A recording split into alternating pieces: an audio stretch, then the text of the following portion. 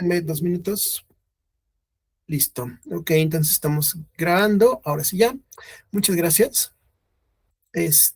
Bueno, vamos a empezar con los DOPA y al final hacemos un repaso de los beta. Bueno, entonces los receptores dopaminérgicos, dijimos entonces que había receptores alfa, receptores beta, receptores DOPA. ¿De acuerdo? Los receptores DOPA es el último tipo de receptores que nosotros vamos a tener en la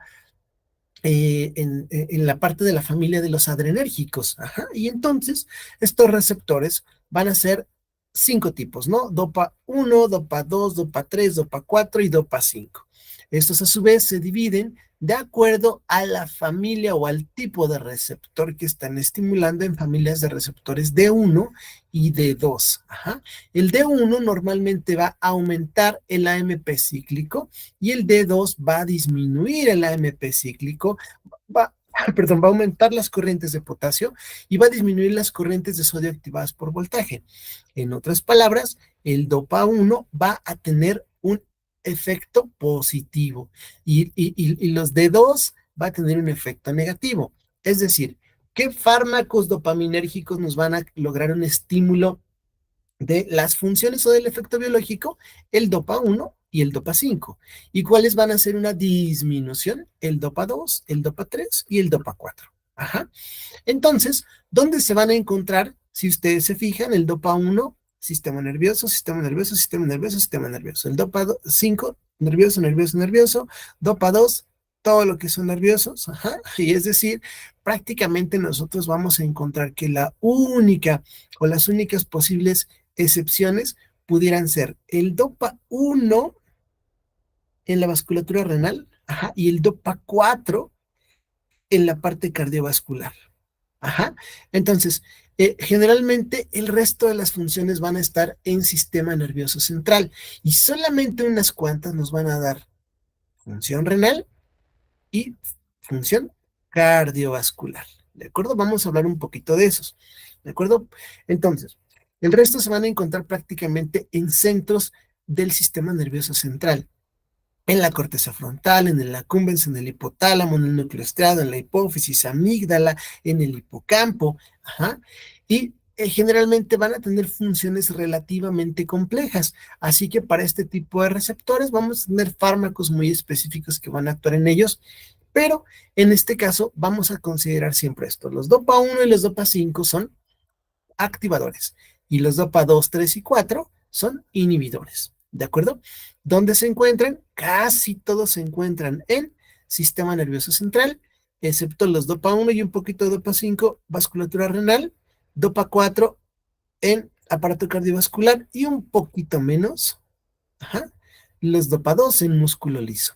Vamos a hablar un poquito más de eso eh, cuando hablemos de los fármacos, pero la parte o la clasificación general de los DOPA es como la acabamos de presentar. ¿De acuerdo? Entonces, vamos a ver ahora entonces cuáles son los efectos, ajá, de estos receptores adrenérgicos en cada uno de los órganos y sistemas, pero dividiendo la parte simpática de la parte parasimpática. Y entonces aquí empieza lo bonito, jóvenes. Vamos a intentar irnos de arriba abajo, siguiendo más o menos el orden del libro del Katzung. Y vamos a empezar. En el ojo, jóvenes. Acuérdense que el ojo tiene dos músculos. Tiene un músculo radiado, ajá, tiene un músculo circular y tiene un músculo ciliar. Obviamente yo sé que ustedes se acuerdan perfecto de la anatomía del ojo. Seguramente muchos exentaron la anatomía y no tendremos que repetir esto, pero para los que no somos tan inteligentes y no exentamos y sacamos 10, entonces vamos a repasar un poquito. Esta, con mucha imaginación, es la pupila. Ajá.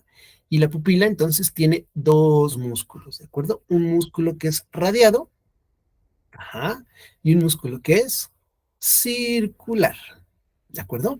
Entonces, si el músculo radiado yo le doy un estímulo de contracción, ¿qué va a suceder? Las fibras van de aquí a acá. Es decir, si yo las contraigo, las fibras ahora se van a acortar. Y si se acortan las fibras, ¿qué va a suceder? La pupila se va a abrir. ¿Por qué? Porque el músculo ahora es más pequeño.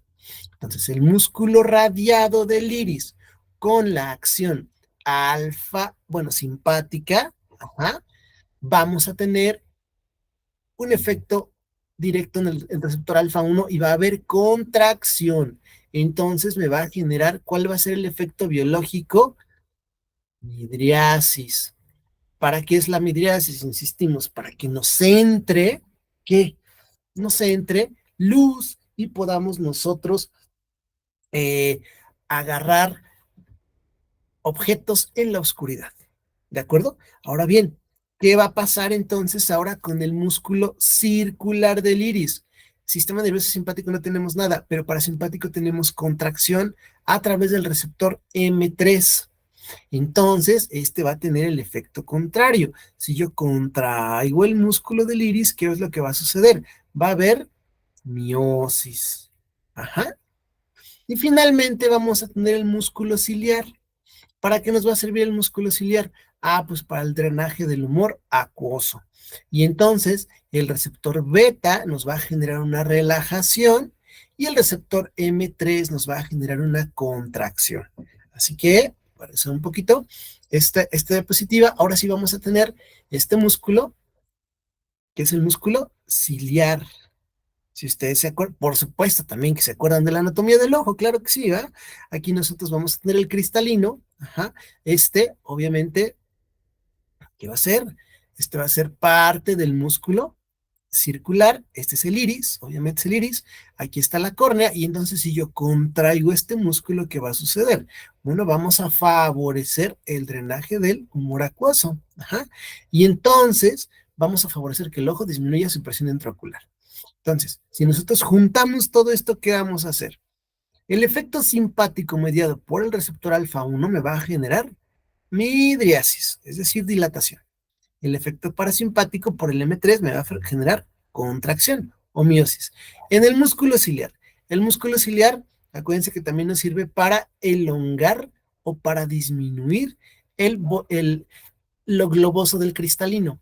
Si el músculo ciliar se relaja, vamos a tener que un cristalino muy ovoideo, muy redondito, para una visión que cercana o lejana. A ver, pues bueno, hagan un poco de memoria de sus clases de fisiología, obviamente, por una visión lejana. Ajá. Entonces, el efecto simpático va a hacer que se relaje el músculo ciliar, el cristalino, por lo tanto va a ser un poco más ovoideo y nos va a ayudar a ver de lejos. ¿Por qué? Pues porque cuando nosotros queremos ver a nuestro enemigo, lo vamos a querer ver desde lejos, desde que viene hacia nosotros. En cambio, la visión cercana, ajá, nos las va a provocar el efecto parasimpático porque va a contraer el cristalino y perdón, el músculo ciliar, y el cristalino, ¿cómo se va a hacer? Se va a hacer lenticular, una lente para la visión de cerca. ¿Para qué? Para ayudarnos a leer mientras nosotros estamos estudiando. Ajá. Entonces, por eso es que el parasimpático, insisto, nos sirve para estudiar, y es un mito eso de que bajo estrés funciona mejor. Bueno, al menos para aprender, ¿no? Y las glándulas lagrimales, gástricas y demás, incluyendo justamente las del ojo, el efecto simpático va a generar una vasoconstricción y ligera secreción. Por eso es que cuando nosotros tenemos el efecto simpático, tenemos justamente el ojo sin lubricar. Ajá, hay una vasoconstricción severa, pero eh, eh, eh, generalmente ya que se nos activa de nuevo el parasimpático, hay una secreción abundante y entonces ya tenemos un ojito lubricado, un ojito listo para leer, no así cuando vamos a luchar. ¿De acuerdo? ¿Sí queda esta parte? Ahora sí el ojito. Sí, doctor. Ok, corazón. ¿Para qué nos sirve la acción simpática en el corazón? Ah, pues para acelerarlo. Ajá. El nodo sinoauricular aumenta el número de latidos por minuto. Los marcapasos ectópicos se aceleran también, es decir, por si me falla el nodo sinusal, tengo otro nodo y la contractilidad incrementa. ¿Cuáles son los receptores involucrados en la contracción del corazón? Dijimos principalmente los beta 1 y un poquito menos los beta 2, sobre todo los beta 1, ¿de acuerdo? Los beta 1 son los principales Y por su contraparte, la parte parasimpática a través del M2, si ustedes se acuerdan, que está en el corazoncito, va a desacelerar el corazón y va a disminuir la contractilidad auricular. Entonces nos va a poner un corazón más en reposo. Beta 1 y M2. M2. Acuérdense que el M3, vamos abajo en musculitos del iris, y el M1, ¿dónde está? Dijimos sistema nervioso central. Bueno, vamos a ver otra vez, a regresarnos al tema. Vasos sanguíneos. ¿Dónde están o cuál es el efecto en los vasos sanguíneos de la piel y los vasos esplácnicos? El alfa, aquí puede ser varios tipos de alfa, pero en términos generales el alfa, toda la familia alfa va a generar contracción. Es decir, la piel y los vasos sanguíneos vamos a exprimirles la sangre para llevarla a los órganos que ahorita nos van a ayudar, al músculo, al corazón, a los riñones, al sistema nervioso central. ¿Para qué? Pues para que funcionen mejor y podamos luchar, ¿de acuerdo? Vamos a generar en el músculo estriado, al contrario, una relajación de los vasos a través del beta 2. ¿Para qué? Para que este beta 2 nos ayude a que le llegue buen flujo sanguíneo, porque no es lo mismo el flujo que te llega por un vaso sanguíneo de este tamaño al flujo sanguíneo que te llega por este tamaño, ¿de acuerdo? Y finalmente, vamos a tener una compensación parasimpática en este punto. No existe una compensación parasimpática. Verdaderamente, el tono vascular de la piel y de los vasos esplácnicos, así como del músculo estriado, depende principalmente del tono simpático. El parasimpático prácticamente no le va a hacer nada, ¿de acuerdo? Al contrario, el parasimpático a través de el receptor M3 va a generar, dice aquí, relajación de ciertos músculos estriados, ¿no? Bueno, aquí verdaderamente la función es muy poquita, pero para no confundirlos, vamos a dejarlo así, ¿de acuerdo? Principalmente vamos a dejar contracción de el alfa, relajación del beta 2 para redistribuir el flujo sanguíneo, ¿de acuerdo? Ahora, endotelio de los vasos del corazón, cerebro y vísceras, ¿qué va a pasar? Bueno, vamos a tener ciertos factores como antiinflamatorios en los endotelios con el sistema nervioso parasimpático para conservar energía, para no dañarnos, ¿no? La verdad es que no tiene tanta importancia para fines de nuestro curso, ¿de acuerdo? Sí tiene importancia este otro lado, que son los bronquiolos. ¿Qué va a pasar con el músculo liso de los bronquiolos? El beta 2, dijimos, va a generar relajación. El bronquio se va a abrir para dejar pasar mucho aire y sobre todo oxígeno. Y los M3 va a generar contracción. Verdaderamente no existe actualmente ninguna indicación de un agonista colinérgico M3 para contraerte los bronquios. O sea, sería como estarte ahorcando, o sea, para que no entrara aire. Esto obviamente es un efecto farmacológico experimental, pero no tenemos ningún medicamento que nos sirva para que me cierre los bronquios. Bueno, si quieres matar a alguien seguramente, pero somos médicos, ¿no? Entonces, para el músculo lisobronquial, los beta 2 siempre nos van a abrir los músculos, ¿no? Ok. Ahora, gastrointestinalmente tenemos músculo liso y tenemos secreciones. Si yo quiero huir o luchar, pregunta, ¿me servirá que el músculo liso ahorita de mi intestino esté trabajando al 100, que mi funcionamiento intestinal esté trabajando al 100? La verdad es que no. Así que los alfa 2 y beta 2 nos van a provocar una relajación de las paredes del músculo liso y el intestino va a disminuir su peristalsis. Y por eso es que cuando tenemos harta ansiedad y estrés, vamos a tener colitis nerviosa. No van a funcionar bien nuestros intestinos. Ajá. Por otro lado, los esfínteres, ¿qué va a pasar con el receptor alfa 1? Bueno, va a haber contracción de los esfínteres para evitar que nosotros tengamos una evacuación o una micción en este momento. Bueno, ahorita estamos hablando de gastrointestinal, solo una evacuación. Imagínense que van a luchar ahorita y de repente tienen una evacuación, algo catastrófico, ¿no?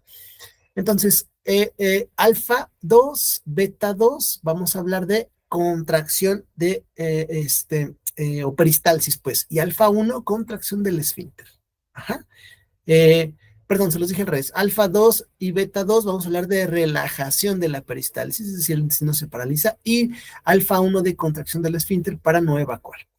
Parte parasimpática, todo lo contrario, el M3 va a aumentar la contracción, es decir, va a mejorar la peristalsis, va a relajar los esfínteres para que podamos evacuar bien y va a aumentar las secreciones. ¿Qué secreciones? Todas las intestinales. ¿Para qué? Pues para que mejore la digestión. Ajá. Músculo de vías genitourinarias. La pared de la vejiga. La pared de la vejiga vamos a tener relajación, ajá, igual por el beta 2. ¿Para qué? Pues si la pared de la vejiga está contraída, voy a querer orinar. Entonces la relajación va a hacer que la vejiga se abra y voy a contraer el esfínter de la vejiga con un alfa 1. Entonces, si ustedes pueden observar, verdaderamente los alfa 1 van a ir a la contracción de esfínteres. Ajá. Y si ustedes pueden observar, los receptores beta 2, beta 2, beta 2 y beta 2 van a provocar relajación del músculo para relajar los bronquios, para relajar los intestinos y para relajar las vías urinarias. ¿Y qué otra relajación para terminar de completar esto? Pues el útero. ¿Para qué? Para evitar un parto. Imagínense la lucha y la huida, y entonces una mujer en trabajo de parto. ¿De acuerdo?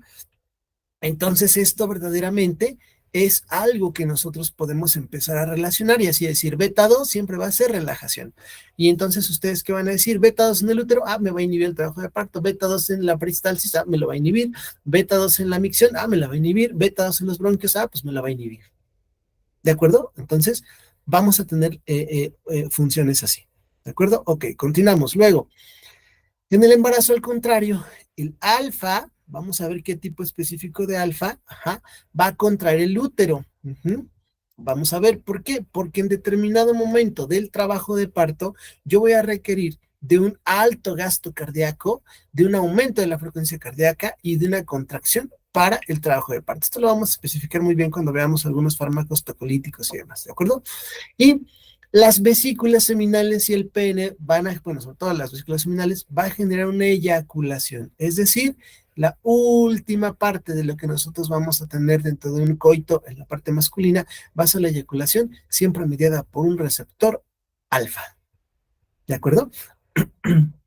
Vamos a especificar esta parte. Y entonces, por eso es que también se relaciona con que tienes mucho estrés, tienes mucha ansiedad y tienes que eyaculación precoz. Porque es un receptor alfa. ¿De acuerdo? Ok, la piel ya hablamos, contracción del músculo pilomotor, por lo tanto, se te va a poner la piel de gallina. Ahora, glándulas sudoríparas. Fíjense bien, glándulas sudoríparas, jóvenes. Tenemos écrinas y apócrinas, ¿de acuerdo? ¿Cuáles son las écrinas y cuáles son las apócrinas? Obviamente ustedes son expertos en histología, claro que se acuerdan, si no, bueno, para efectos del curso no los puedo torturar, pero las glándulas écrinas son aquellas que nos van a dar sudor, ¿de acuerdo? Ajá, y las apócrinas dice que son las glándulas del estrés. Ajá, pregunta, cuando nosotros estamos estresados, ¿dónde nos sudan? Las manos. Ajá, cuando nosotros estamos preparándolos para la lucha o vida, ¿qué pasa? La frente y otros lugares, ¿no? Entonces, la frente, ajá, la parte de las axilas, cuando tú sudas, cuando tú vas a correr, ajá, verdaderamente no te sudan las manos. Las manos a veces están sequecitas y el resto de tu cuerpo está lleno de agua, ¿no? En cambio, cuando tienes estrés, dices, no manches, las manos me están sudando, entonces las tenemos en las manos. ¿Qué otra cosa nos suda? Probablemente un poquito las plantas de los pies. Entonces, las del estrés van a estar por alfa y las écrinas, van a estar por el receptor muscarínico, ¿de acuerdo? Vamos a ver ahorita algunas partes, por eso les decía que para no confundirlos aquí también aquí había otro M3, ¿de acuerdo? Pero las glándulas, acuérdense que siempre va a ser contracción por muscarínicos, ¿de acuerdo? No por simpático, por muscarínico. Vamos a verte un poquito, bueno, un poquito más después eso, pero la tablita lo maneja así, hay que explicarlo, ¿de acuerdo? Funciones metabólicas, ¿qué vamos a necesitar? Procesos que nos aumenten de energía. ¿De dónde? Beta, beta, beta, beta y un poquito alfa, ¿de acuerdo? Entonces vamos a generar todo ese aumento de energía por receptores beta 3, beta 2 y un poquito alfa. Esto verdaderamente se había intentado utilizar para medicamentos para bajar de peso, ¿no? Y se siguen utilizando para, pues, intentar quitar los depósitos de grasa, hacerlos energía y bla, bla, bla, cosas. La verdad es que farmacológicamente, al menos para este curso, no tiene tanto peso, ¿de acuerdo? Entonces, ¿dudas hasta aquí?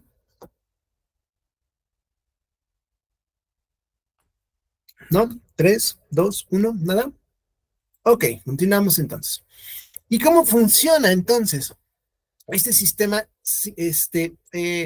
autónomo, simpático y parasimpático? Bueno, funciona siempre retroalimentándose de forma positiva y negativa, a través de receptores o regulaciones presinápticas y posinápticas. ¿A qué nos llamamos con presinápticas y posinápticas, no? A ustedes se acuerdan, había un relevo, ajá, entre el origen, ajá, y el sitio efector. ¿De acuerdo? Entonces, de aquí para acá o de aquí para acá. Eso ya lo explicamos. Entonces, yo puedo tener de repente una entrada de estímulos, ajá, y estos estímulos van a estimular, válganme la redundancia, los receptores de condicionantes ambientales. Por ejemplo, yo puedo de repente ahorita ver que viene un perro atrás de mí y entonces tengo estímulo, bueno, tengo receptores que me van a integrar y me van a decir, oye, échate a correr. Así que yo me echo a correr por, o voy a tener un efecto. Ajá. Y entonces, si el perro sigue corriendo atrás de mí, mi respuesta tendrá que ser ahora ad hoc, es decir, una retroalimentación positiva para que yo vuelva a cerrar este círculo y siga corriendo. Pero si de repente el perro ya se fue, yo veo que el perro ya se fue y entonces ahora mi retroalimentación va a ser negativa, ya deja de correr. Aquí voy a echar andar el sistema nervioso simpático y aquí al sistema nervioso parasimpático. Ajá. Estos mecanismos de retroalimentación son comunes para ambos lados. Vamos a poner el ejemplo contrario. En este momento, yo estoy, seguramente todos, o espero que todos así tengan una, dos o tres materias en medicina o alguna derivada donde de repente ustedes se empiecen a centrar y ustedes se empiecen a ir. En mi caso, en un caso personal, yo de repente empiezo a ver artículos medicinales, en evidencias, y yo estoy echando a andar el sistema nervioso parasimpático. Y entonces no me importa, y entonces yo sigo despierto, y sigo, y sigo, y sigo, y sigo, y la alimentación es positiva cuando encuentro resultados que yo andaba buscando y digo, wow, esto me explica esto, pero aquí hubo otro estudio que habló de otra cosa, a ver, vamos, y sigue esta parte. ¿Hasta cuándo? Hasta cuando digo, rayos, son las 4 de la mañana, vete a dormir, que mañana tienen cirugía a las 7. Entonces ya viene un estímulo negativo que me echa ahora a andar los sistemas del sueño y entonces me voy a dormir. Así funciona esto y así entonces en determinado momento yo voy a estar funcionando todo el tiempo. Retroalimentación positiva, retroalimentación negativa. ¿De acuerdo? Ahora, aquí pudiéramos nosotros ver que esta integración del sistema nervioso autónomo pudiera ser sencilla, pero no lo es. Me gusta este esquema porque en determinado momento eh, vamos a integrar no solamente el sistema nervioso autónomo, sino el sistema nervioso autónomo también puede echar a andar sistemas hormonales que son más lentos. El sistema nervioso autónomo es muy rápido y los sistemas hormonales son mucho más lentos. Pero, por ejemplo, vamos a tener que nuestra presión arterial media, ajá, puede ser en determinado momento un estímulo que está siendo captado por varios receptores. Si el estímulo de repente los vasoreceptores dice que esta presión arterial media está muy baja para nuestras funciones, en los centros vasomotores centrales van a decir, ah, bueno, voy a echar a andar el sistema nervioso simpático. ¿Para qué? Para que a través de mi receptor beta 1 yo aumente la potencia contráctil, ajá, para que a través de mi receptor alfa 1 aumente el tono venoso. ¿Y esto qué haga? Esto haga que me aumente el retorno venoso, que me aumente el volumen sistólico y por otro lado, a través también del receptor beta, me va a aumentar la frecuencia cardíaca para que toda la sangre que llegue y me aumente el volumen sistólico, me aumente mi gasto cardíaco por la frecuencia cardíaca. Ajá. Pero a la vez también voy a echar a andar receptores alfa a nivel de resistencias vasculares periféricas. ¿Para qué? Para que una vez que este gasto cardíaco mueva sangre, ahora mueva todavía más sangre y aumente la presión arterial. Ajá. Pero si esto se hace crónico, entonces esta presión arterial media también va a ser sensada por otro tipo de sistemas hormonales, por ejemplo, las arteriolas renales, y a través del aparato extraglomerular, ¿qué va a pasar? Se va a empezar a sintetizar renina en el ciclo, en el sistema renina, angiotensina, aldosterona, y me va a aumentar el volumen de sangre. ¿A expensas de qué? De retención de sodio, a expensas de retención de agua, y también a expensas, obviamente dependiendo de la patología, del aumento o la secreción de eritropoyetina para mejorar el número de hematíes y aumentar el volumen sanguíneo. ¿Sí queda? Entonces todo esto es simpático. Ok, ¿qué crees? Ya me puse a hacer ejercicio, ya bajé de peso, ya le bajé al estrés, entonces ahora ya no necesito tanta presión, ¿no? Ya me fui a vivir a nivel del mar, ya descanso más, ya no ronco, entonces ahora vamos al sistema nervioso parasimpático y es el camino al revés. Disminuye la frecuencia cardíaca, disminuye la contractilidad, ya no necesito más flujo sanguíneo, ya no necesito aumentar el volumen de sangre y todo regresa a la normalidad. ¿De acuerdo? Esto es obviamente lo que pudiera llegar a pasar en un sistema como el cardiovascular, pero así puede ser la respiración, así puede ser el sueño, la vigilia, muchas cosas. ¿De acuerdo? ¿Dudas o preguntas? ¿No? No, doctor. Muy bien. Si no hay dudas o preguntas, jóvenes, vamos a pasar entonces ahora a la aplicación de todas estas chácharas que nosotros acabamos de ver ahora en la parte de fármacos, ¿de acuerdo? Entonces vamos a empezar con los fármacos más sencillos, que son los fármacos colinérgicos. Entonces vamos con el siguiente tema. ¿Qué es lo que vamos a abordar en este tema, jóvenes? Ahora sí vamos a abordar un poquito de fármacos colinérgicos, y bueno, vaya, aquí vamos a ver dos grandes grupos de fármacos, aquellos colinérgicos de acción directa y aquellos colinérgicos de acción indirecta.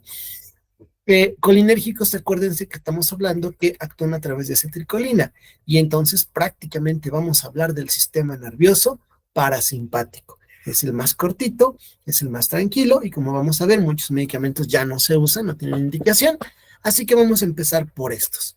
¿Listos? Entonces, ¿ustedes se acuerdan del sistema nervioso parasimpático farmacodinámicamente? Podemos dividirlo en que puede estimular receptores muscarínicos. Aquí hablamos que había M1, 2, 3, 4, 5 y nicotínicos que había NM y NM, ¿no? Los muscarínicos, acuérdense que son receptores que van a tener una configuración de receptores asociados a proteína G, con sus 7 dominios proteicos, con un complejo extracelular donde se va a unir el fármaco y con una región intracelular que va a echar a andar cadenas que van a aumentar el trifosfato inositol, que va a aumentar el GTP y que por lo tanto puede tener un efecto biológico. Los nicotínicos, por lo contrario, van a ser sobre todo canales iónicos. El canal iónico de receptor nicotínico va a tener 5 proteínas, es un complejo pentamérico que va a tener 2 unidades alfa, va a tener una unidad beta, una unidad sigma y una delta, ¿de acuerdo? Y entonces generalmente permiten el flujo o cambios en los flujos de sodio y potasio, ¿de acuerdo? Son receptores transmembrana y van a funcionar entonces de forma diferente y están localizados en lugares diferentes, ¿de acuerdo? Entonces estas proteínas o esta una proteínas G nos va a condicionar siempre que se vaya a utilizar mucho ATP. En cambio, los canales iónicos, el gasto es un poco menor. ¿De acuerdo? Entonces, los fármacos simpático-miméticos o fármacos colinérgicos, o fármacos agonistas del sistema nervioso parasimpático, da lo mismo como le llamen, simpático-miméticos. Acuérdense que es la mimesis, porque es un mimo simula ser algo, simula tener algo. Entonces el simpático, perdónenme, aquí es parasimpático-miméticos, está simulando ser actuar como el parasimpático, también se les llama colinérgicos o también se les llama agonistas del sistema nervioso parasimpático, ¿de acuerdo? Entonces, se pueden clasificar entonces, como vimos, en muscarínicos y en nicotínicos o por su mecanismo de acción en agonistas de receptores que del sistema nervioso parasimpático o colinérgicos, ajá, o inhibidores de la acetilcolinesterasa. Es decir, fármacos que van a inhibir el metabolismo de la acetilcolina. Entonces, estos van a ser ¿qué? Fármacos de acción directa y estos que van a ser fármacos de acción indirecta. ¿Sí queda? Como nosotros tenemos fármacos que van a agonizar directamente el receptor, los vamos a llamar de acción directa o agonistas de receptores. Pero si inhibimos la hidrólisis del neurotransmisor del parasimpático, que es la acetilcolina, vamos a tener más acetilcolina en la membrana sináptica y entonces vamos a simular el efecto del parasimpático, pero por aumento del neurotransmisor, el aumento de la acetilcolina, porque estamos aumentando su vida media al inhibir su hidrólisis. Entonces estamos hablando de que al inhibir su hidrólisis estamos inhibiendo ¿qué enzima? La acetilcolinesterasa. Ajá, muy bien. Vamos a ver entonces. Generalmente los receptores muscarínicos están muy cerca o directamente en el sitio efector. Vamos a hablar, por ejemplo, de un M3, está directamente en la glándula. Ajá. Y los receptores nicotínicos están en los ganglios. Ajá. Si ustedes se acuerdan qué ganglios eran, me voy a adelantar un poquito. Ah, no, ya no tengo que la diapositiva. ¿Qué ganglios eran? Si ustedes se acuerdan, los ganglios, acuérdense que aquí había una neurona de primer orden. Aquí un ganglio del sistema nervioso simpático y aquí tenemos otro del sistema nervioso parasimpático. Y decimos que el primer relevo siempre hay acetilcolina, entonces estos son los del ganglio, o bien en el músculo estriado. Ajá. Estos dijimos que eran NN y los del músculo estriado eran NM. Ajá. Entonces, estos receptores están siempre nicotínicos o en los ganglios o directamente en el músculo estriado. ¿De acuerdo? Entonces, los receptores parasimpático-miméticos, podemos rápidamente esquematizarlos así, ¿de acuerdo? Los receptores dijimos que se dividen en nicotínicos y muscarínicos, ¿ok? Los receptores muscarínicos, ya vimos, están en el nervio, músculo cardíaco, músculo liso, glándulas y epitelio, ¿no? Entonces, acuérdense que hay M1, M2, M3, 4, 5. Y los nicotínicos están en la placa terminal neuromuscular, los NM, y en las células de ganglios autónomos, los NN, ¿de acuerdo? Y entonces, estos receptores nicotínicos o muscarínicos van a actuar de forma directa, estos fármacos van a actuar de forma directa, es decir, estimulando receptores. Y estos fármacos que actúan de forma directa estimulando receptores se dividen en alcaloides y en ésteres. Y los fármacos que inhiban de forma indirecta, es decir, aumentan la concentración de acetilcolina al inhibir la acetilcolinesterasa, se van a dividir en fármacos de unión reversible y fármacos de unión irreversible. Entonces, ustedes se acuerdan de la primera clase, fármacos de unión reversible, vamos a estar hablando de que van a tener enlaces iónicos. Ajá. Y el irreversible va a ser enlaces covalentes. Y entonces vamos a tener aquí, si inhibe la acetilcolinesterasa, vamos a tener fármacos de acción indirecta, o que van a ser un ¿qué? Un agonista indirecto. Ajá, agonistas indirectos, ¿ok? Entonces, bien, vamos a empezar. Fármacos de acción directa. Dijimos que teníamos dos, alcaloides y ésteres. Los primeros que se descubrieron fueron los ésteres de colina. La colina, fármaco, dio origen al estudio de acetilcolina, metacolina, carbacol y betanecol. De una forma muy resumida, jóvenes, ninguno de estos ya funciona. No hay ya, ¿de acuerdo? ¿Por qué? Bueno, la acetilcolina era rápidamente metabolizado por la colinesterasa. La acetilcolinesterasa era el más potente agonista puro simpático mimético, bueno, sigue siendo, ¿no? Que tiene acción muscarínica, tiene acción nicotínica, pero el efecto en la sangre duraba unos cuantos segundos, 3, 4, porque rápidamente se metabolizaba. Efectos, dijimos, de acetilcolina, broncoconstricción, bradicardia, salivación. ¿Para qué quieres eso? No se utiliza. Metacolina no se utiliza, carbacol, betanecol, de estos ninguno se utiliza. Anteriormente se utilizaba la metacolina para hacer el diagnóstico de asma por su gran acción muscarínica, es decir, al paciente le daban una dosis de metacolina y decían, oye, el paciente hizo broncoconstricción, es asmático, actualmente ya no se usa esto. Entonces, los ésteres de colina en términos generales, jóvenes, sáquenlos de su disco duro, olvídenlos y nos pasemos a los alcaloides. Ajá. Los alcaloides. Los alcaloides se llaman así, pues por su estructura alcaloidea. Este anillito. Y de estos vamos a tener acción predominantemente muscarínica, es decir, en 1, 2, 3, 4, 5, o predominantemente nicotínica. Y de estos que tenemos aquí, se utilizan ya solamente dos, pilocarpina y nicotina. Esto ya no se utiliza, este ya no se utiliza. Ajá, entonces la pilocarpina va a tener una acción principalmente muscarínica y tiene un uso muy tranquilo. Y la nicotínica, pues la nicotina, ustedes conocen los parches, ¿de acuerdo? Vamos a ver características farmacocinéticas de todos en general, estos que se utilizan, ajá, los alcaloides. Bueno, tenemos pilocarpina, nicotina, lovelina, semivelina, ese también se llega a utilizar, ahorita vamos a hablar un poquito de eso.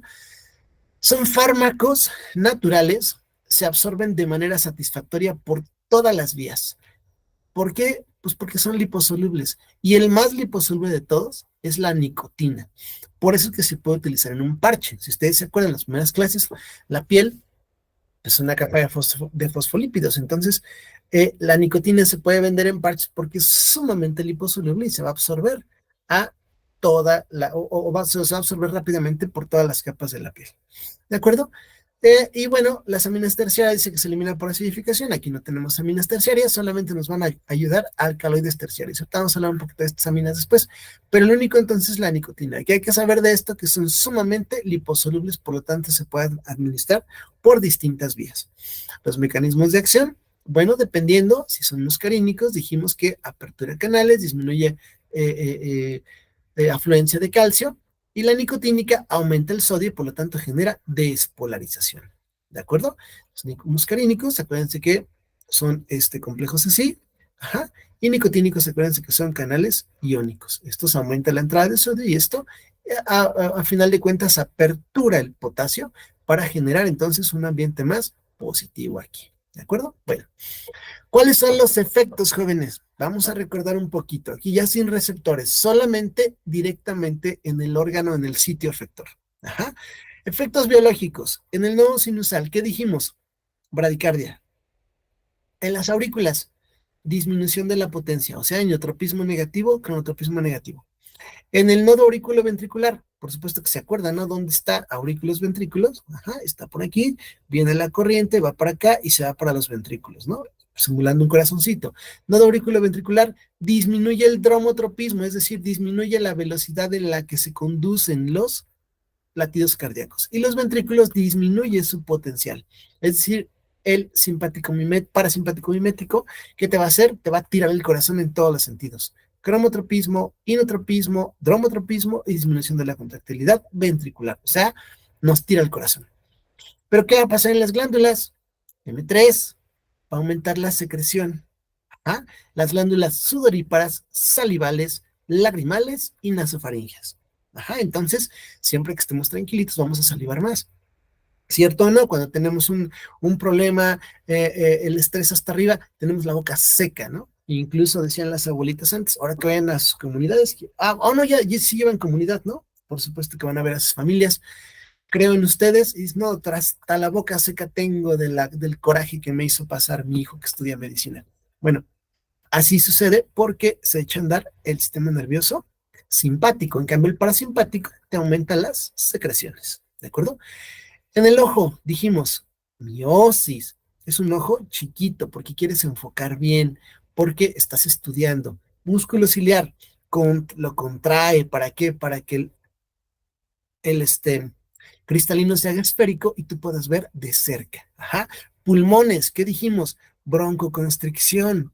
¿Para qué quiero no meter aire? Nada. Y las glándulas bronquiales, estimulan la secreción de las glándulas bronquiales, es decir, me va a aumentar la cantidad de moco y me va a cerrar el bronquio, o sea, me va a generar un espasmo horrible. Por eso es que algunas de las drogas, hongos y alergias van a tener un componente altamente parasimpático mimético y nos puede matar de un ataque o de una congestión pulmonar y un broncoespasmo severo, ¿de acuerdo? Entonces las alergias a veces tienen este componente de activación de receptores M3, ¿de acuerdo? Tubo digestivo, ¿qué dijimos que hacía? Nos va a hacer evacuar y relajar los esfínteres perfecto y aumentar las secreciones para que haya una buena digestión. Así que si tú estás tranquilo, probablemente tu pancita esté tranquilo y si tienes harta ansiedad, tu pancita va a tener hartos problemas, ¿de acuerdo? Arterias y venas, dilatación. Acuérdense que va a tener un efecto sumamente tranquilo, o sea, a disminuir todo, ¿no? Dice que hay vasoconstricción o efecto directo en desgrandes, esto olvídenlo ahorita. Uh-huh. Va a haber dilatación arterial, ¿de acuerdo? Y en la vejiga, ¿qué va a pasar? Voy a poder ir al baño tranquilo, ¿de acuerdo? Y el trígono del esfínter vesical, voy a relajarlo perfecto, voy a orinar súper bien, ¿de acuerdo? Entonces, bien. A nivel del sistema nervioso central, ¿qué dijimos? Sobre todo los receptores M1, 4 y 5 aumentan las funciones cognitivas. Por eso es que algunos hongos alucinógenos que tienen efectos colinérgicos me van a hacer ver hasta alucinaciones. Ajá. Y por eso es que también se hablaba de que había cierta hasta plasticidad neuronal, los chamanes y demás cosas. Pero podemos llegar a tener temblor, hipotermia, analgesia, antinocicepción, aumento del apetito. Ajá. Digo, me han contado que justamente cuando hay este tipo de situaciones de drogadicción, pues bueno, aumenta la necesidad de alimento, ¿de acuerdo? Todo esto por receptores M. Ajá. Y por receptores N a nivel nicotínicos, bueno, puede aumentar la liberación de GABA, de DOPA, de noradrena, pero esto justamente el estímulo de receptores nicotínicos son los que van a estar involucrados en la adicción, en el temblor, la taquipnea, las convulsiones. Imagínense altos niveles de noradrenalina, ¿no? O sea, vamos a estar con temblor, ¿no? Cuando fumamos nicotina, ¿cómo está nuestro pulso? Temblamos, a veces nos puede dar en dosis altas náusea, ajá, el corazón se nos acelera. Vamos a hablar un poquito de esos. Entonces, fármacos verdaderamente que nos ayuden, o sea, un fármaco que me haga tener alucinaciones, pero a la vez me haga adicto, me haga evacuarme, me haga orinarme, me haga que el corazón me lo tire, prácticamente no me sirven, ¿de acuerdo? Por eso es que muy pocos fármacos sirven en este sentido. Los que sí pueden llegar a ayudar un poquito, y en este caso solo los nicotínicos, tienen efecto en receptores NN. Entonces, la respuesta biológica de un cigarrito es mixta, jóvenes. ¿Por qué? Porque tenemos estímulo aquí y tenemos estímulo acá. Entonces, dependiendo de la dosis, vamos a empezar a tener un estímulo nicotínico aquí, del simpático. ¿Qué sucede? Terminas estimulando aquí, beta y alfa, por lo tanto que vas a tener hipertensión, taquicardia. Pero si le sigues aumentando la dosis de forma constante, predomina el estímulo nicotínico y entonces vas a generar el parasimpático. ¿Y qué te va a dar? Bradicardia. Así que todo puede fluctuar entre la náusea, el vómito y la uresis, dependiendo de la dosis y de la susceptibilidad de cada sujeto. Así que la nicotina, de acuerdo de la dosis, puede tener efectos diferentes, ¿de acuerdo? No es lo mismo que de repente puedes llegar a fumar un cigarro y ese cigarro, dices, hay pacientes que dicen, pues me ayuda incluso a hacer del baño, ¿será cierto? Pues claro, tiene efectos a nivel nicotínico y que eso puede llegar a ser o favorecer la evacuación. Pero si fumas en este momento 3 4 vas a tener taquicardia, vas a tener incluso ahora náusea, puedes llegar a vomitar, sentirte mal, mareo y todos los efectos a nivel del sistema nervioso central. Incluso a dosis altas puedes tener contracción muscular intensa por este efecto nicotínico que dijimos que se encuentra en la placa neuromuscular, temblor, fibrilación y muerte. Así que por eso es dentro de miles de cosas, por eso es importante dejar el tabaco o ayudar a dejar el tabaco. ¿De acuerdo, jóvenes? Entonces, ¿cuál es el resumen? ¿Qué fármacos parasimpático-miméticos tenemos, jóvenes? Bien poquitos. Pilocarpina. Si ustedes lo buscan, algunas farmacias dicen que lo tienen, pero bueno, que todavía está en su stock, pero dice que está agotado. Un fármaco que utilizaba bastante bien para aumentar el drenaje del humor acuoso por esa contracción del músculo ciliar, entonces estaba indicado para el glaucoma. Ajá. Actualmente tenemos otros, tenemos fármacos que actúan en receptores beta, tenemos prostaglandinas y por lo tanto estos se han dejado de usar. ¿Por qué?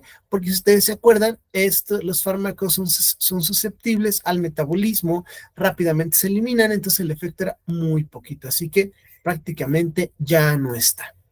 Así que todos los parasimpáticos miméticos que tenemos, si acaso, pilocarpina, si acaso, si lo encuentran, para glaucoma. Y el único que sí tenemos es la nicotina, es el único parasimpático mimético que nos ayuda, jóvenes. ¿Cómo se utiliza la nicotina? ¿Cómo se utilizan estos parches? Bueno, la idea pues es ayudar a que el paciente deje de fumar, a tratar la abstinencia de cuando le dices, ya no vas a fumar, pero está bien cañón. ¿Cómo se utiliza? Bueno, hay parches en 3 etapas. De hecho, yo solamente puse aquí etapa 1, hay etapa 2 y hay etapa 3. Los parches se coloca un parche cada 24 horas en la piel. ¿Por qué parche? Vimos, es altamente liposoluble. Ajá. Entonces, se coloca este parche de 24 miligramos por hora de nicotina, que es lo que libera 24 miligramos por hora, 21, perdón, 21 miligramos por hora, es lo que libera en 24 horas durante 6 semanas. Y eso en teoría disminuye la abstinencia, aunque seguramente ustedes son personas cultas, han leído a Oscar Wilde, ¿no? Y Oscar Wilde decía que, bueno, que el cigarrillo es, eh, es la mejor forma tangible del placer en la tierra, ¿no? Es la mejor forma de expresar el placer en la tierra, ¿no? Desde que lo enciendes, desde que lo hueles, desde que aspiras y demás, entonces esa parte de placer, pues no te la va a dar la nicotina, sino la parte visual, táctil, el olor, etcétera. Entonces, ¿han tenido resultados positivos? Sí, no en todos los pacientes, pero sí los ha tenido. Ajá, entonces, 6 semanas. Después de 6 semanas vamos a bajar la dosis a la mitad. Entonces vamos a comprar parches, etapa 2. Los parches etapa 2 traen, o paso 2, traen 14 miligramos, es decir, le estamos quitando 1/3 de la dosis. Y se va a poner 2 semanas. Y después los etapa 3 que traen o 1/3 menos, 7 miligramos, las últimas 2 semanas y lo vamos a suspender. Hay quienes todavía recomiendan que se ponga todavía 2 semanas más, un parche cada tercer día de los paso 3 o etapa 3, pero verdaderamente, pues quien lo logra ya este tipo, fíjense, van 6 semanas, 8, 10 semanas, estamos hablando prácticamente de 2 meses y medio, 3, pues ya lo logró, ¿de acuerdo? Es la única forma farmacéutica que nos puede ayudar, un parasimpático mimético de acción nicotínica. ¿Qué efectos secundarios podemos esperar? Los mismos que el tabaquismo. ¿Cuáles son? Temblor, taquicardia, un poco de náusea, etcétera, todos los que vimos, ¿de acuerdo? ¿Y son relativamente baratos? Pues sí, relativamente baratos dejar de fumar. La bronca es que muchos de los problemas del tabaquismo vienen al respecto de problemas prácticamente emocionales. Ajá. Entonces, problemas emocionales, pues no nos va a quitar el tabaco. De hecho, fuman o fumaremos o fumábamos por ansiedad, por depresión o por cosas similares. Entonces, la terapia psicológica siempre va a ayudar muchísimo a que nosotros dejemos el tabaquismo. ¿De acuerdo? ¿Dudas o preguntas de fármacos parasimpático-miméticos de acción directa? ¿Ninguna? No, doctor. Ok. Otro fármaco que vimos ahí, eh, que justamente forma parte de los alcaloides, como es la pilocarpina, es la cevimelina. La cevimelina es un fármaco que anteriormente estaba en México, de hecho el ICEMIM lo tenía, y es un fármaco que tiene una selectividad importante sobre receptores M3. Los receptores M3, si ustedes se acuerdan, están en las glándulas. ¿Y para qué se utilizaba? Era un secretagogo, es decir, hacía que se secretara o que se aumentara la contracción de las glándulas salivales, sobre todo, para mejorar los síntomas del síndrome de Sjögren. El síndrome de Sjögren, ustedes se acuerdan, es un síndrome mediado de forma autoinmune, que los anticuerpos destruyen las glándulas salivales y las glándulas en general. Entonces son pacientes que tienen ojo seco, que no tienen lágrimas, que tienen todo seco. Y este fármaco se ayudaba o ayudaba al menos de forma parcial a que lo poquito que tuviera la glándula siempre fuera secretado, o sea, exprimía las glándulas al máximo para generar saliva. Ajá, entonces este fármaco se dejó de comercializar pues porque era caro, ¿no? También se utilizaba en secuelas de radioterapia en pacientes con cáncer de cuello, con cáncer, que fuera candidato a una radiación en la cara, porque a diferencia de lo que a veces se cree, la radioterapia no es de que ay, va directo al cáncer y me quita, no, la radioterapia se lleva todo lo que encuentra a su paso, piel, hueso, glándulas, nervios. La radioterapia tiene muchos efectos secundarios y cuando es en cara a veces destruía gran parte de las glándulas y los pacientes quedaban con boca seca. Así que también se utilizaba la semimelina, cápsulas, una cápsula hasta cada 8 horas. Vean, tiene un buen número de cápsulas. El problema es que la última vez que yo la vi en México, que la vi, digo, no sé, pero la última vez que yo la vi en México costaba alrededor de 12,000 pesos el frasco. Ajá. Ahorita no está en México, hay algunas farmacias que te lo consiguen, ajá, de Estados Unidos lo importan hacia acá, por eso el fármaco, si ustedes ven, viene en inglés. Y la última vez que yo lo coticé costaba alrededor en Estados Unidos de $250. Así que $250 más el impuesto de importación, más lo que te va a cobrar la farmacia, creo que más o menos va a alcanzar este precio. Es un fármaco caro, no siempre se ocupa, o muy pocas veces se ocupa, vean, las indicaciones son muy poquitas, pero son de los pocos parasimpático-miméticos específicos que se pueden llegar a utilizar en estos pacientes. ¿De acuerdo? Entonces, nos quedamos solo con estos 3 fármacos y el de uso nicotina. ¿De acuerdo? Ahora bien, vamos con los parasimpático-miméticos de acción indirecta, es decir, aquellos que inhiben la acetilcolinesterasa y un poquito menos la butilcolinesterasa. La butilcolinesterasa también es una enzima que metaboliza o que hidroliza la acetilcolina, y entonces si yo impido la hidrólisis de esta, si ustedes se acuerdan, la acetilcolina que viaja en la neurona presináptica se encapsula y luego se libera a la membrana sináptica, pues que es todo esto, y una vez que tienen su efecto en el receptor, pasa con la acetilcolinesterasa y esta es la que lo metaboliza en acetato y colina, ¿de acuerdo? Si yo inhibo esto, entonces voy a hacer que mayor cantidad de acetilcolina se mantenga en la membrana y voy a tener un efecto biológico importante. Ajá. Entonces, ¿hay fármacos que se utilizan utilizando este mecanismo?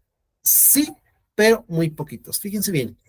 Anteriormente había, o los primeros que salieron, el primero que salió era el ledrofonio, de acuerdo, un fármaco para la miastenia gravis, actualmente ya no existe.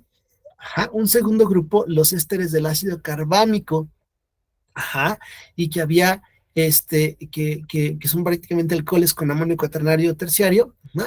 Y de estos está la neostigmina, la piridostigmina, la fisostigmina y el carbaril. Estos ya no están. Ajá. Y finalmente los derivados del ácido fosfórico. Y entonces aquí vamos a tener a los famosísimos organofosforados. El paratión, el malatión, desafortunadamente, gases utilizados por pues los nazis en pues la Segunda Guerra Mundial. Entonces prácticamente eran utilizados para penosamente el exterminio, ¿no? Y obviamente son gases actualmente prohibidos, ¿no? Y algunos otros hidrocarburos halogenados como el DDT, ¿no? Insecticidas, ajá, que verdaderamente van a ser, o que ya no están siendo tal utilizados porque son tóxicos, así que prácticamente nos podemos quedar con neostigmina y piridostigmina. Pero sí es importante nosotros ver o tratar este punto para ver cuál pudiera llegar a ser el tratamiento de un tipo de intoxicación por pesticidas que todavía se da en muchas comunidades. ¿De acuerdo? Entonces, así se clasifican. Actualmente solamente tenemos ésteres del ácido carbónico y de forma no médica derivados del ácido fosfórico u organofosforados. ¿De acuerdo? Son preguntas también del examen nacional de residencias, el tratamiento y la identificación de intoxicación por organofosforados, ¿no? Porque luego dicen, ah, pues, ¿para qué me sirve? Bueno, en el ENARM te lo van a preguntar porque obviamente en esta vida privilegiada en Toluca, Metepec y sus alrededores, no, pero en los pueblitos donde no hay muchas cosas, todavía se presentan intoxicaciones por organofosforados, ¿de acuerdo? Entonces, dijimos que había algunos altamente liposolubles, el hidrofonio, ya no existen, el alcohol cuaternario, y los otros, la neostigmina, la piridostigmina y el carbaril, tienen baja liposolubilidad. O sea, al tener una baja liposolubilidad, no penetran la barrera hematoencefálica, así que no hay mucho efecto, o hay un muy escaso efecto en el sistema nervioso central. Entonces, solamente van a estar inhibiendo la acetilcolinesterasa periférica. Entonces, los efectos que nosotros vamos a tener de estos medicamentos van a ser periféricos. Así que solamente vamos a tener efectos ¿en qué órganos? Ah, bueno, en el corazón, ajá, en las glándulas y en el músculo. Así que, ¿cuáles van a ser los efectos que nos van a dar? Bradicardia, aumento de las secreciones y mejoría en la contracción muscular. Y entonces aquí es donde nos vamos a centrar, porque al menos para efectos de este capítulo, después veremos otras cosas, el tratamiento de la miastenia gravis consiste pues justamente en potencializar la cantidad de acetilcolina en la placa neuromuscular a través de la inhibición de, de su enzima y por lo tanto mejorar la contractilidad muscular, porque los pacientes con miastenia gravis van teniendo debilidad muscular generalizada por ataque autoinmune de la placa neuromuscular. De acuerdo, y bueno, la fisostigmina, que es altamente liposoluble, por lo tanto vamos a tener un mayor efecto en el sistema nervioso central. Entonces, prácticamente podemos decir que estos son los fármacos más seguros y de los pocos disponibles. ¿De acuerdo?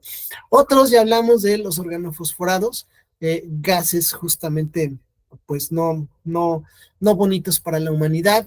Ajá. Algunos todavía utilizados como insecticidas, son muy liposolubles. Ajá. Tienen una vida media limitada en el ambiente, pero al ser muy liposolubles, rápidamente se absorben. De hecho, la mayor parte de intoxicación en comunidades rurales por hidrocarburos, como el DDT o bien por insecticidas, se da porque traen el tanque de los insecticidas en la espalda y con poquito que se vaya derramando, con que tenga una fuga, se absorbe por la piel y entonces viene la intoxicación. Ajá. Ahora, ¿por qué o por qué son utilizados como insecticidas? Bueno, jóvenes, porque son profármacos. ¿Qué quiere decir eso? Que necesitan ser activados por un metabolismo parcial antes de ser activos. Así que, como los únicos que somos capaces de metabolizar esto somos aquellos que tenemos las enzimas, es decir, animales, entonces las plantitas son inmunes o bueno, no les hace nada pues el organofosforado. Por eso es que la plantita sigue creciendo y mata insectos, vertebrados e incluso seres humanos. Al ser profármacos, pues necesitamos de un sistema como el hígado, cosa que no tienen las plantas, para poder activarlos y que sean tóxicos. ¿De acuerdo? Son rápidamente metabolizados en aves y mamíferos, excepto el paratión, ajá, y el ecotifato es estable en agua, ajá, incluso se llegaba a utilizar como un fármaco para el glaucoma por su larga duración. La verdad es que ahorita busquen el ecotifato y no lo van a encontrar. Ajá. Bueno, y los hidrocarburos, bueno, pues el DDT tiene una vida media prolongada en el ambiente, por eso se utiliza el DDT como un hidrocarburo para insecticida, ¿no? Pero el problema también es que es muy liposoluble, entonces el grande problema de estos es que son tóxicos, ¿de acuerdo? Y entonces, farmacodinámicamente, bueno, el hidrofonio lo podemos olvidar. La neostigmina que hace inhibe la acetilcolinesterasa de forma reversible por un efecto covalente. Ajá. Y generalmente el efecto puede durar de 30 minutos a 6 horas, es decir, me puede mejorar la contracción muscular de 30 minutos a 6 horas. Me va a bradicardizar de 30 minutos a 6 horas y me va a aumentar la cantidad de secreciones de 30 minutos a 6 horas. Ajá. Y los organofosforados, estos sí son un problema. ¿Por qué? Porque el enlace que hacen con los receptores nicotínicos es completamente irreversible. ¿Por qué es irreversible? Porque resulta que hacen una sustitución en el receptor de un fósforo, ajá, y eso hace que los efectos duren hasta 100 horas. Pero después de ese tiempo, ajá, hay algo que se llama efecto de envejecimiento del receptor. Y entonces, ¿Qué es lo que sucede? Si seguimos con una dosis o tenemos una dosis suficiente, se elimina oxígeno de ese receptor y entonces el enlace ya no tiene electrones para dónde hacerse y se hace totalmente irreversible y el receptor va a morir junto con el paciente si no le damos tratamiento. Entonces, ¿cuál es el tratamiento para la intoxicación por organofosforados? Este medicamento se llama pralidoxima. La pralidoxima es justamente un fármaco que va a botar al organofosforado del receptor antes del envejecimiento, es decir, rompe este enlace de fósforo, ajá, ¿de acuerdo? Y entonces va a hacer que volvamos a tener justamente la acetilcolinesterasa funcionando. Ajá. Pero si dejamos pasar estas 100 horas, este enlace se vuelve irreversible. Así le pongas 10 millones de dosis de pralidoxima, ya no hay otra cosa que hacer. Y si no le das tratamiento al paciente, el paciente va a morir. Así que si en determinado momento ustedes en el servicio social, en sus comunidades, de repente tienen un paciente con datos de intoxicación por un órgano fosforado, vamos a necesitar darle manejo inmediato. Si es algo leve, bueno, a veces se puede tratar con atropina, vamos a ver, pero si en determinado momento vemos que tiene datos o signos graves, hay que mandarlo al hospital de primer nivel para que le den el tratamiento que es la pralidoxina. ¿Cuál será entonces la parte del secreto de esto? Investigar cuándo fumigó. Ajá.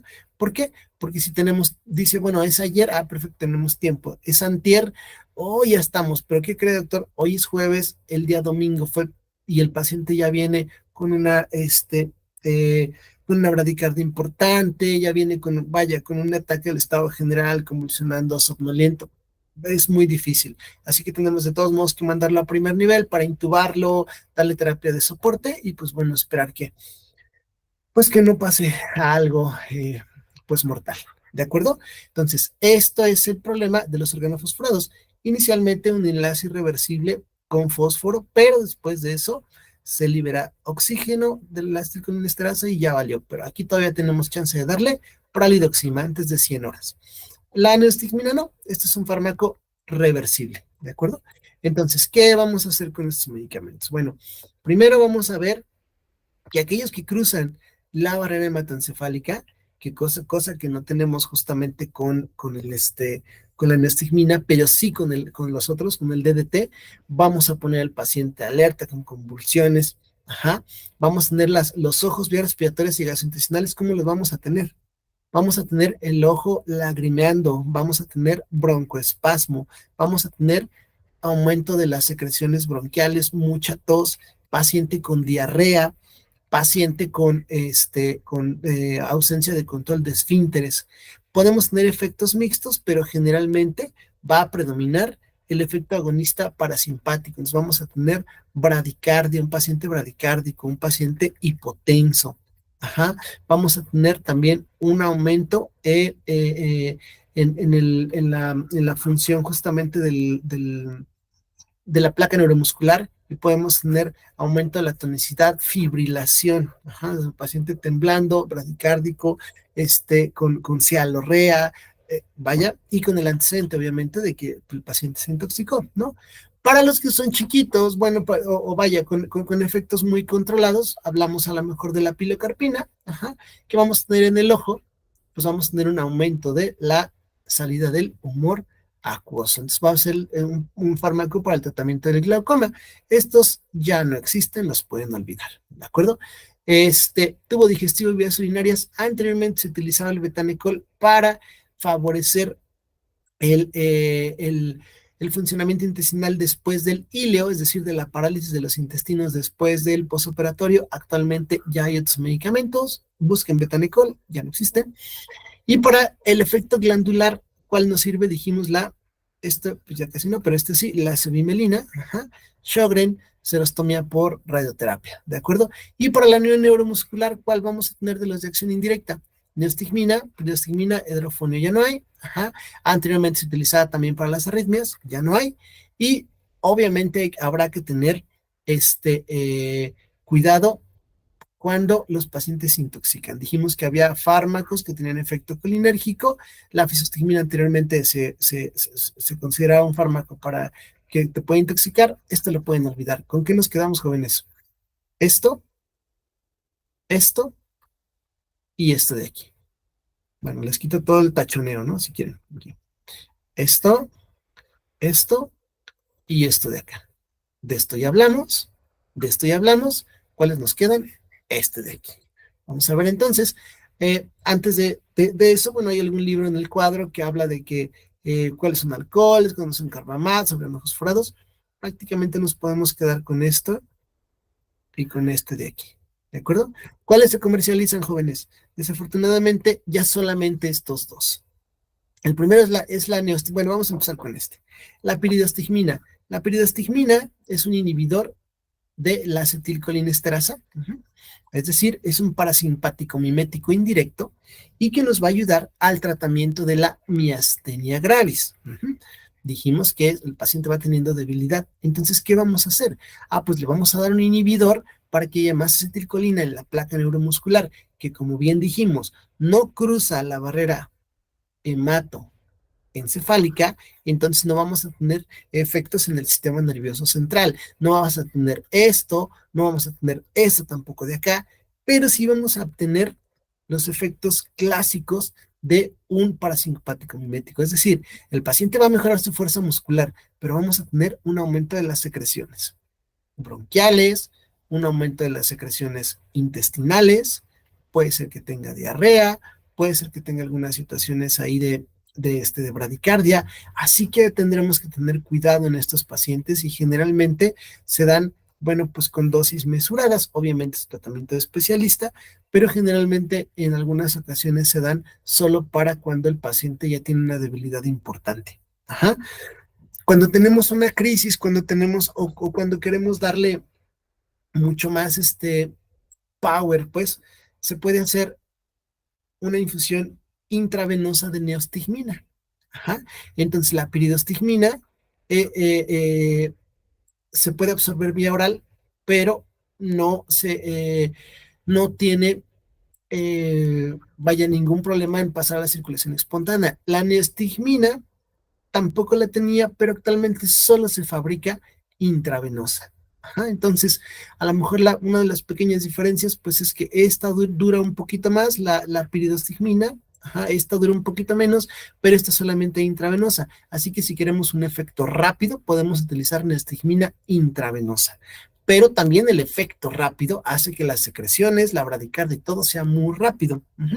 Nosotros lo utilizamos en anestesia, ajá, para cuando ponemos a un paciente, lo ponemos en parálisis para muchas cosas, para anestesiarlo y demás, y luego queremos revertir la parálisis muscular, bueno, pues le ponemos nestigmina y vemos como la frecuencia cardíaca de 100 latidos se va a 50 y el paciente empieza a salivar y salivar y salivar y salivar, y bueno, a veces se pueden limitar un poquito los efectos con atropina, aquí, y pues salvar un paciente con miastenia gravis, ¿de acuerdo? Cuando el punto es severo, cuando puede llegar a ser severo, cuando hay compromiso de la respiración, lo cual es muy triste. Ajá, porque imagínense un paciente tiene debilidad hasta para respirar, es un momento triste. Entonces aquí lo podemos hacer, sino para revertir la parálisis de la anestesia. Son medicamentos que se han dejado de comercializar, sin embargo, pues todavía son medicamentos relativamente baratos, vean esto, y que solamente pueden ser utilizados para la miastenia gravis. ¿Dudas de estos?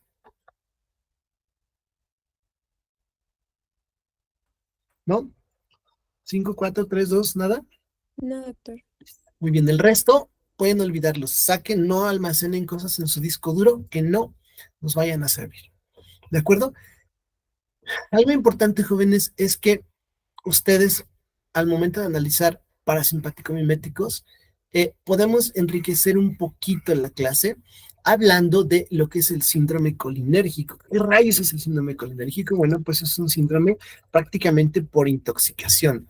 Muchos hongos, ajá, pueden provocar síndromes colinérgicos. Ajá, algunos antidepresivos viejos, o intoxicación. ¿Por qué? Pues intoxicación por este por piridostigmina o intoxicación por organofosforados.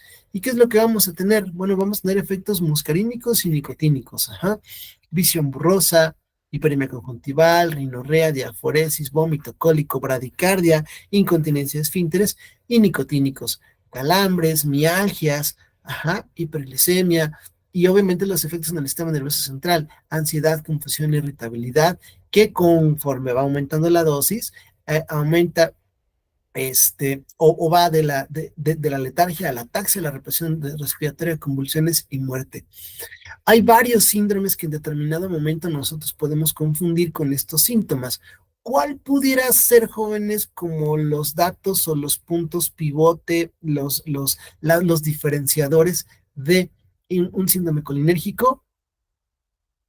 Miosis, uno, rinorrea, broncorrea, cialorrea y broncoespasmo.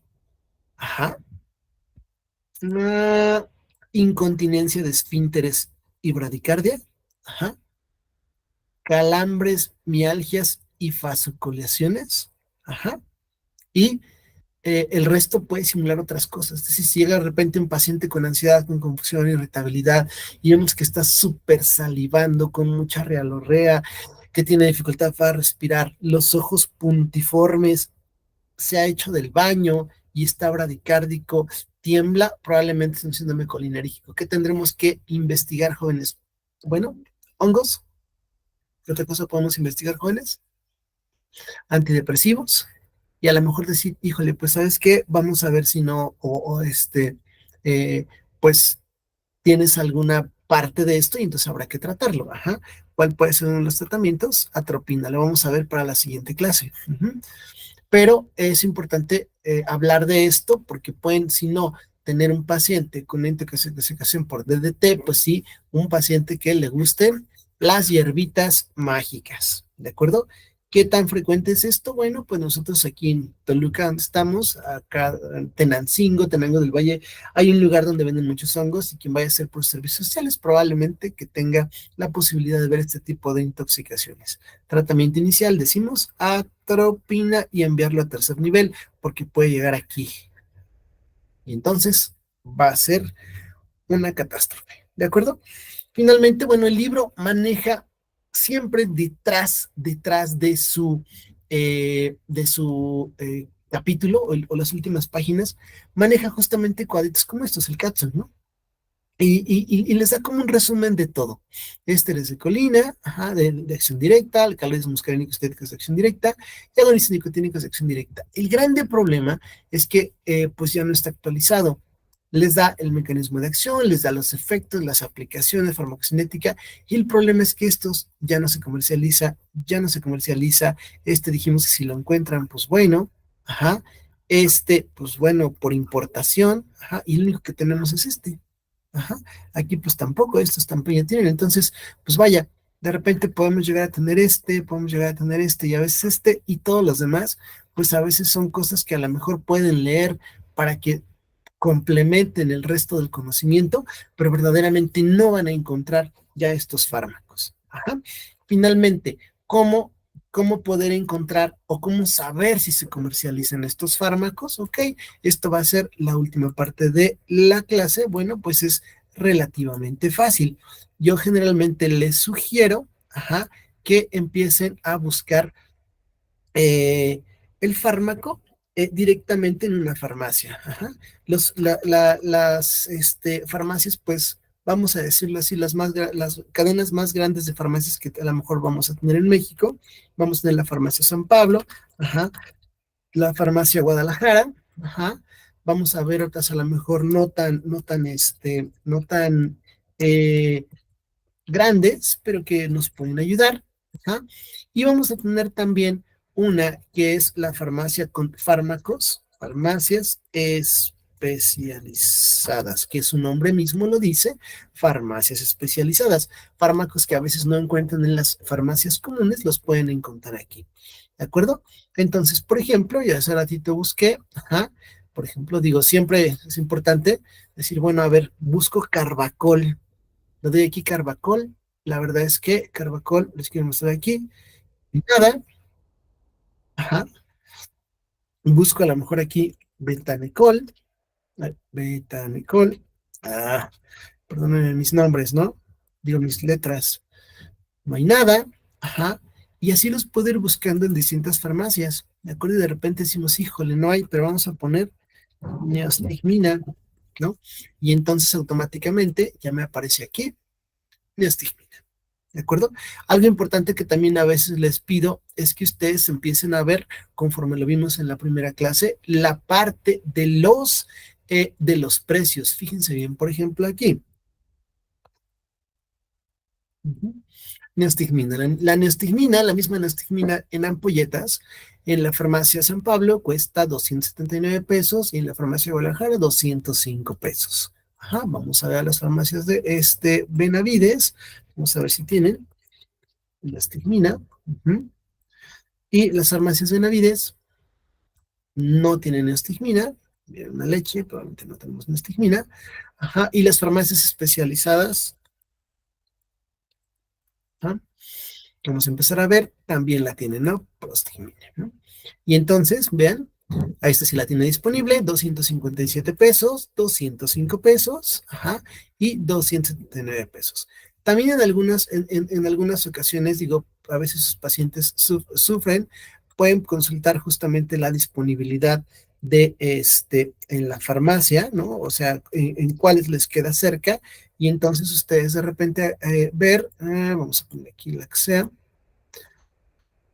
y miren, por ejemplo, aquí sí hay en Colón, en Residencial Colón, que es como el código postal más cerca que queda de la facultad. En la de Colón hay 4 piezas, ¿de acuerdo? Aquí, por ejemplo, en la farmacia Guadalajara dice que precio exclusivo de venta, no. Y si se fijan, no hay ningún tipo de restricciones, no hay como ninguna restricción para que les digan que no se puede comprar los fármacos como estos de venta libre. Ajá. Hay fármacos, como voy a poner aquí un ejemplo, que no me dejó. Ok, voy a poner aquí un ejemplo. Vamos a poner, por ejemplo, clonazepam. Clonazepam. Clonazepam, si ustedes intentan verlo, automáticamente les va a decir que aunque es muy barato, medicamento controlado, su venta requiere receta médica directamente en la farmacia. Así que ustedes pueden checar si el medicamento requiere receta, e incluso les dice aquí ver requisitos y ya les va a pedir qué tipo de receta, fracción 2, ¿no? Psicotrópicos, les va a decir, pues que es esta receta lo que necesitan. ¿De acuerdo? Entonces, este tipo de medicamentos automáticamente ya les va a decir cuál sí y cuál no. Y entonces aquí ustedes pueden seguir buscando, ¿no? Pilocarpina, ¿no? Por ejemplo, pilocarpina, que es el medicamento que a veces les digo, no hay. Ajá.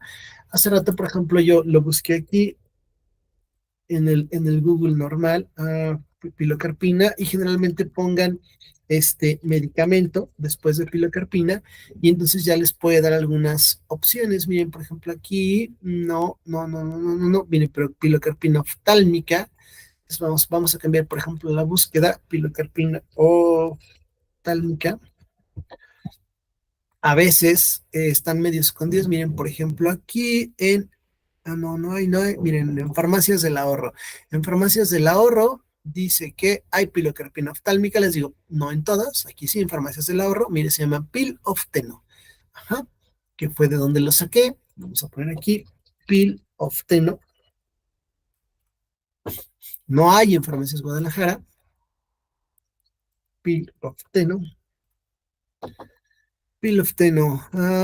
Ipramelosa, cloranfenicol, timolol, prednisolona, nafasolina. No hay. Vamos a podemos seguir buscando.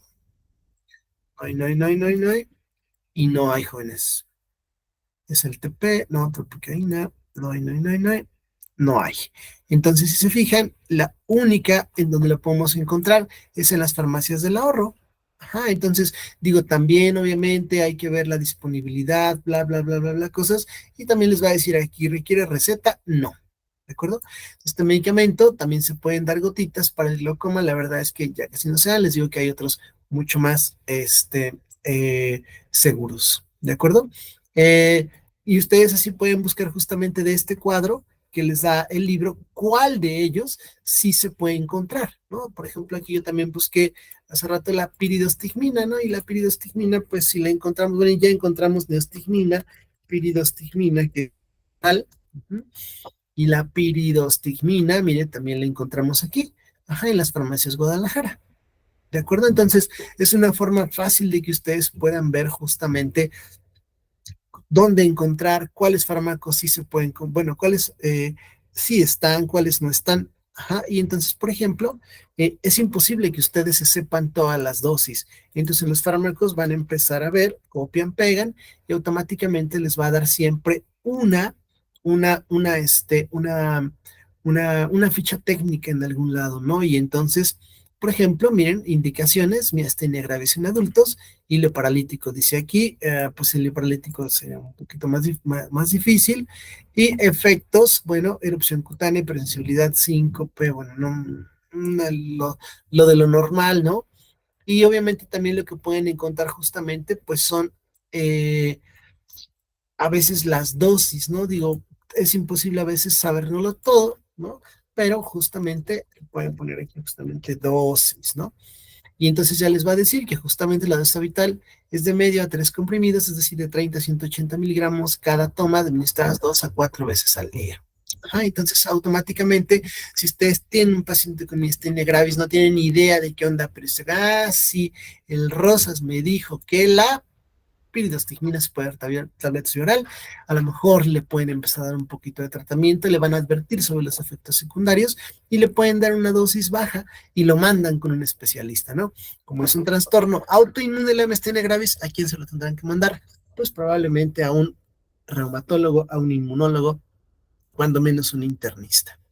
¿De acuerdo, jóvenes? Entonces, esta es una forma en la que vamos nosotros a estar checando medicamentos, precios, tomando decisiones y adecuándolo a nuestros pacientes. Por ejemplo, vamos a ver aquí, ¿no? De repente, miren, en la farmacia San Pablo, los parches, ajá, los van a tener nada más, solamente tienen los etapa uno. Estos parches, bueno, estos parches se pueden cortar. Vamos a ver justamente cómo si tenemos aquí también en la farmacia Guadalajara. Miren, en la farmacia Guadalajara tenemos los etapa uno y tenemos los etapa 2. ¿De acuerdo? Entonces, primero dijimos que estos son 6 semanas, estos son las 2 semanas siguientes. ¿De acuerdo? Y obviamente podemos empezar a hacer comparaciones. Ustedes tienen la bendición actualmente de las computadoras. Yo a veces en las clases les digo, bueno, pues no tendría nada de malo que ustedes tuvieran su monitorcito así cuando estuvieran dando la consulta y si no se acordaran justamente lo checaran. Y más vale justamente tomar estas herramientas y dar un buen tratamiento, aunque estamos en la época de que nadie le gusta exponerse, es que no nos exponga, no nos humille. Bueno, pues a veces hay que humillarse unos solo jóvenes para tener conocimiento y no regarla con nuestros pacientes, ¿no? Porque pues más vale de repente tener un momento de pena que después una catástrofe por nuestros tratamientos, ¿no? Mi abuelo me decía, más vale una roja que 1000 coloradas. Entonces, pues hay que tener humildad, no lo podemos saber todo y estas son herramientas que yo les voy dando para que ustedes puedan empezar a hacer sus búsquedas de acuerdo a los capítulos que nosotros vayamos viendo de los medicamentos. ¿De acuerdo, jóvenes? ¿Dudas, preguntas?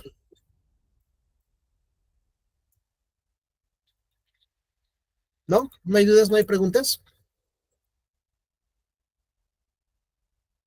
¿Seguros? Muy bien. Todo bien, Doc. Perfecto, entonces pues vamos a dar por terminada la clase del día de hoy y nos vemos el día de mañana. Mañana vamos a continuar con los fármacos anticolinérgicos y vamos a empezar con los simpaticomiméticos, ¿de acuerdo, jóvenes? Bueno, pues si no hay más que decir, que estén muy bien, cuídense mucho y bonita tarde.